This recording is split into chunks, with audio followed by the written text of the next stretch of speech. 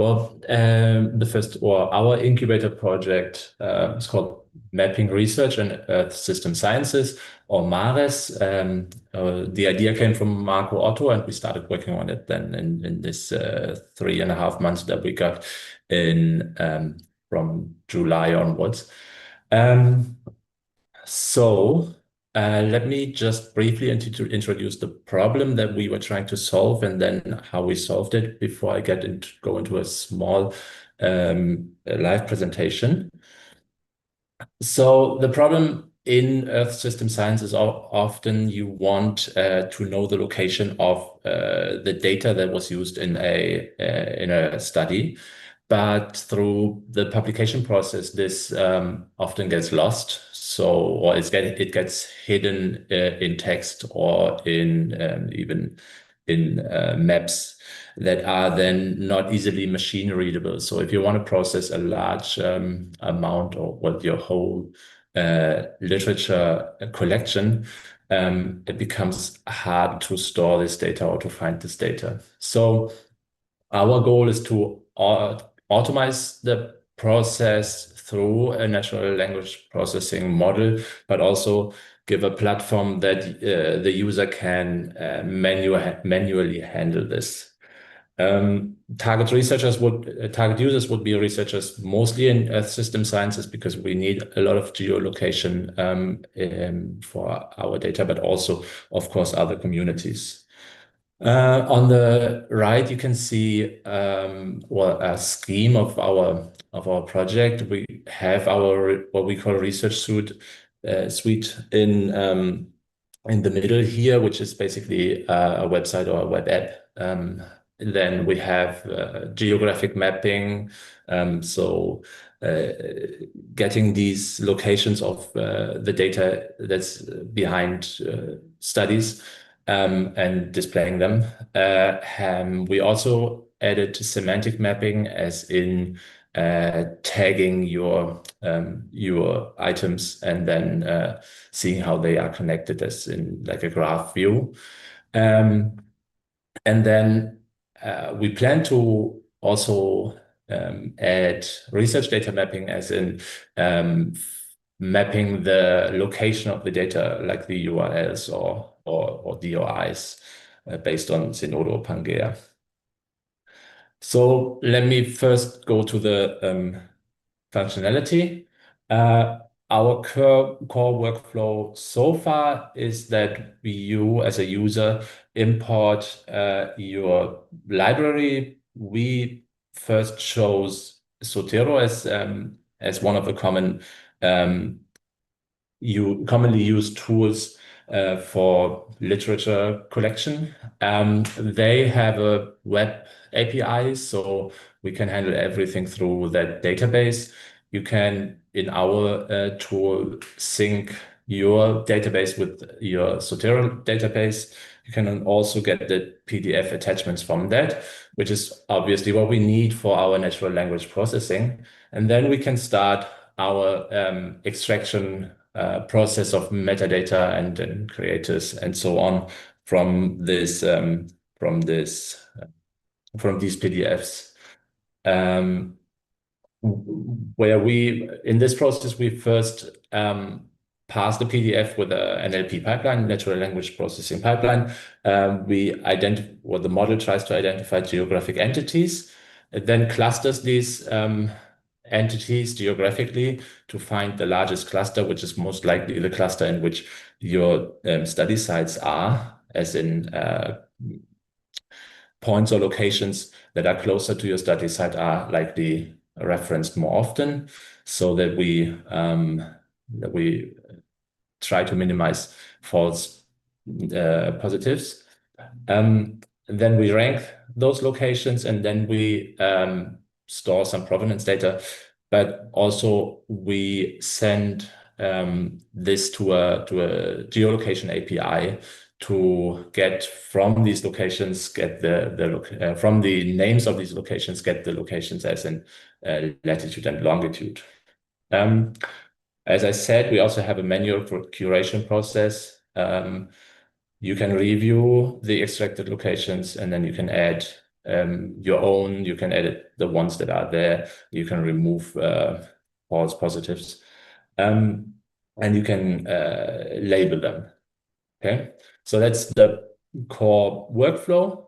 In our user interface, we would then give you the possibility to manage your literature, as in search and filter for papers, many things that you can also do in Zotero.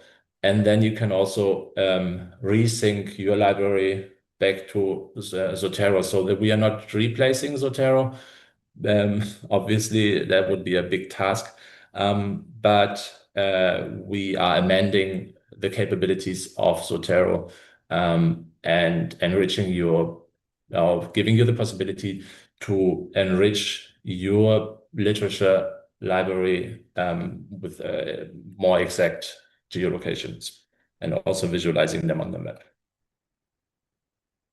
This is just one view of how our list of literature would look like in a basic mode in our app, which will soon then show in the in live. But we can see here is a very classic just a view of literature, as you probably know from Zotero or another literature management tool, where you have your collections up here, your list of all your items or papers here. What's new for us is that we have this sites column, which we basically then amend. Our map visualization looks like this. We have some example data in here, as in on the right side, we have the study sites, and they are linked. They are named and then linked to a paper. And then here we can see all the study locations, and the number of sites that you have. The green ones are manually entered or manually checked, so that there shouldn't be any false positives from the NLP model. The blue ones are automatically entered by the model.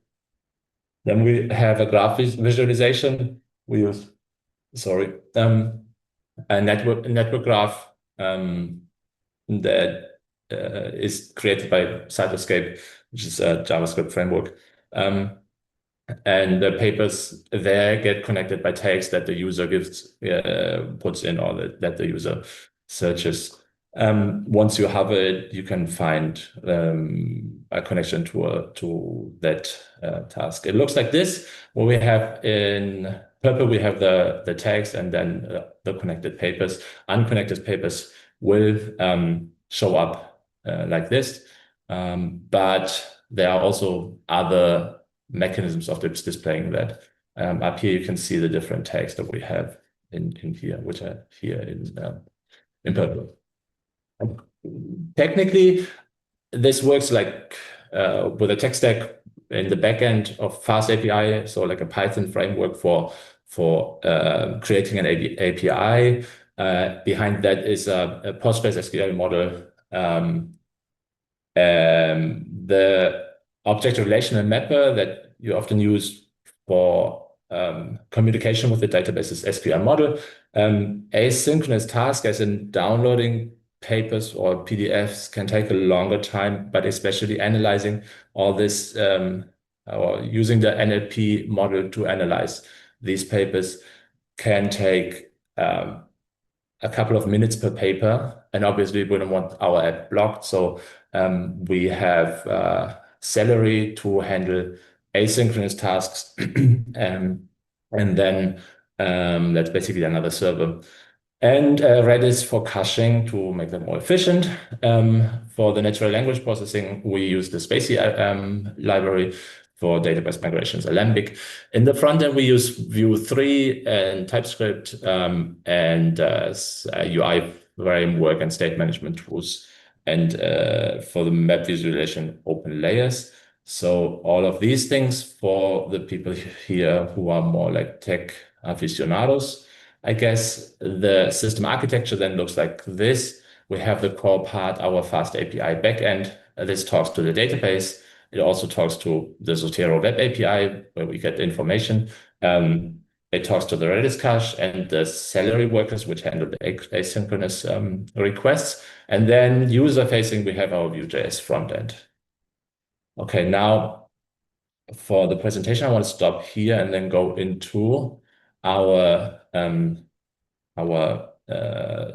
app, which is live now at this.mountain-wetlands-repository.info.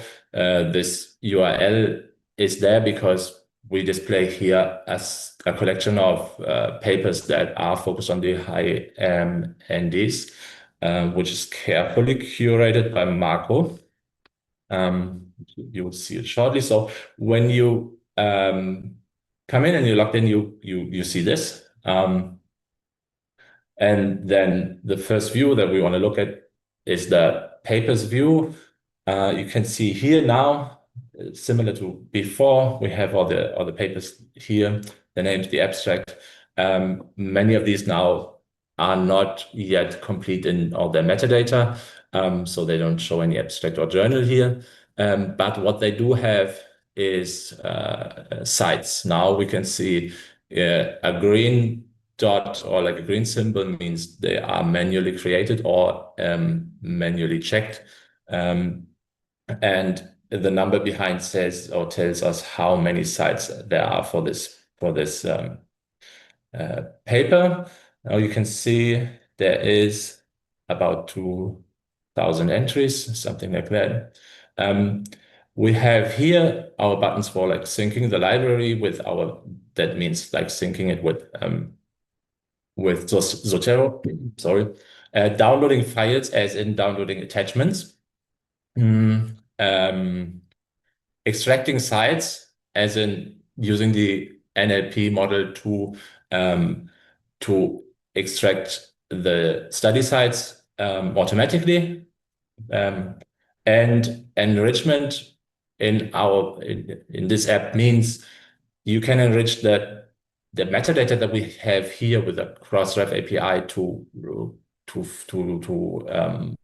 gain more info, which is similar to what Zotero does.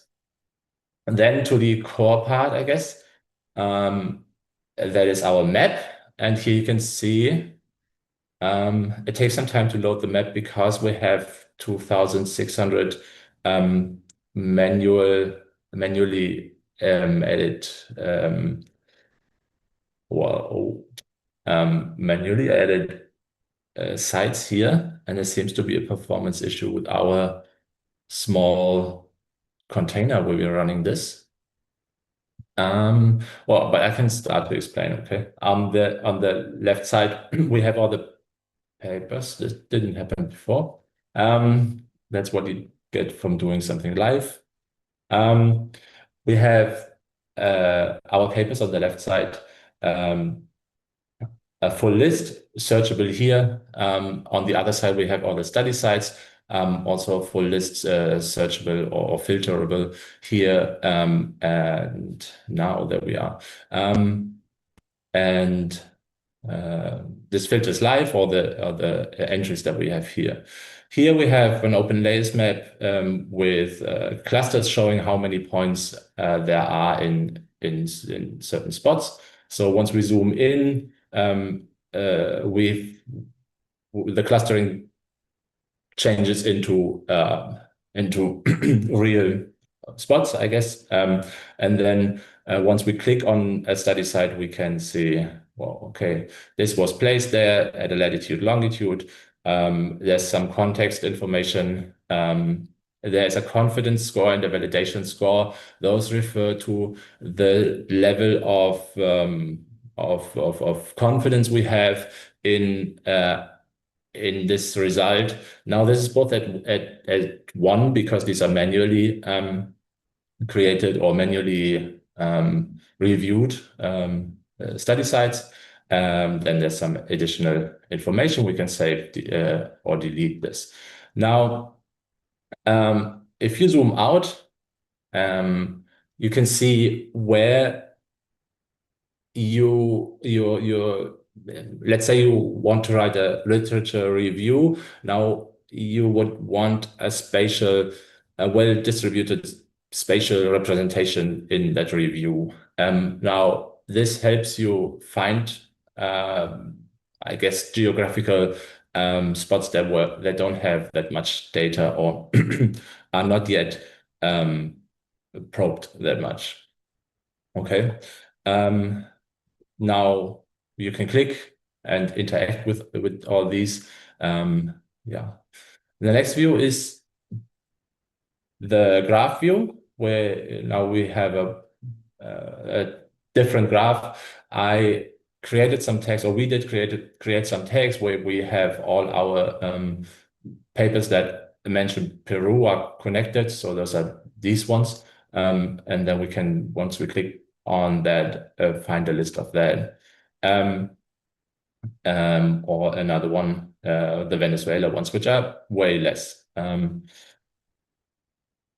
This is, I think I mentioned this before, this is also more common to do this now, to use these network graphs. What we also have here is different modes of how to view this. Yeah, I guess I like this the best. Now, since we have a lot of asynchronous or heavy workload tasks in here, we have also this task view where you can see, let's say you have 1,000 papers and you run them through an NLP model. This would take about 1 or 2 days. So you can come back later and see how many of my tasks of the papers that I sent in are already, how many did I send in? How many are processed now? How many asynchronous workers do we have? How many succeeded and how many failed? And then once that's run through, or you can go back or come back to this view and see all your locations. Now, another thing we want to implement in the map is the PostGIS part where you can then run, I guess, GIS operations on your data, and then just filter out, for example, everything that's in the shapefile of some wetlands or something in this direction. I think I'm catching up a bit on time because this would be